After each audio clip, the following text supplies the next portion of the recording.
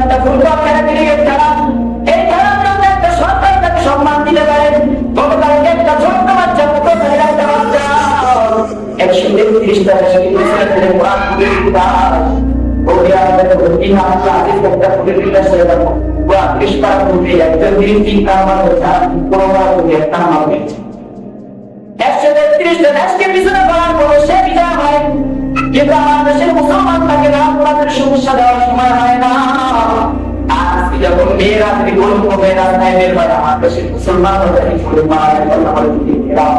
আমার দেশের সরকার যখন একটা খেলোয়াড়দেরকে সম্মান দিতে পারে, কিন্তু আমার সরকারের জন্য এই সরকার আমার দেশের ছোট ছোট বাচ্চারা সারা বিশ্বকে পিছনে ফেলে কোরআন পড়িয়ে যখন চ্যাম্পিয়ন হয়, আমার সরকারের অবস্থায় কেমন মুসলমান পরিবর্তন নাকি মুসলমানের দেশ, যে দেশে একটা হাফেজের কোরআনের কোনো সম্মান নাই, যে দেশে একটা ইমামের সম্মান নাই, একটা আলেমের সম্মান আমার দেশের মুসলমান দিতে পারে না।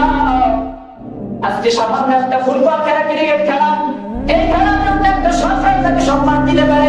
গতকালকে একটা ছোট্ট বাচ্চা, 15 একটা বাচ্চা 133টা দেশের মুসলিমদের কোরআন পড়ে দিতাম।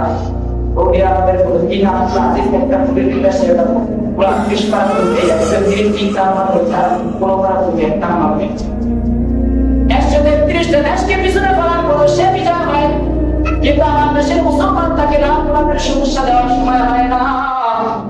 আজকে যখন মেয়েরা যদি বলুন মেয়েরা নাই বের হয়, আমার দেশের মুসলমান তাকে পড়ে পাওয়া যায় কথা বলে